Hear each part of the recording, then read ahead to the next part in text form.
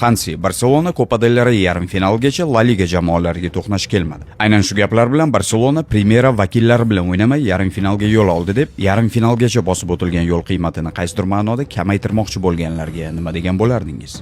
Buni Real Madriddan so'rang.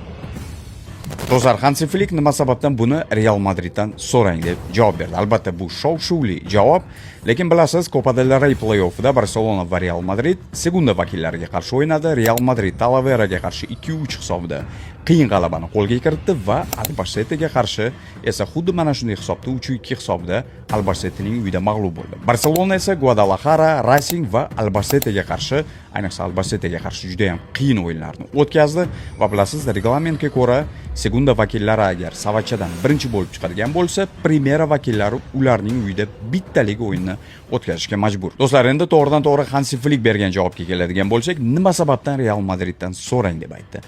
Segunda vakili Albacete nafaqat Real Madridni Copa del Reydan chiqarib yubordi, balki Barselonaga ham ancha qiyinchilik tug'dirdi. Oxirgi daqiqalarda ayniqsa ikkinchi golni kiritishga juda ham yaqin keldi. Shu sababli Hansi Flick buni Real Madriddan so'rang. Ular buni boshidan o'tkazishdi, ya'ni segunda vakillari bilan hazillashib bo'lmaydi degan ma'noda qisqacha javob berib ketgan.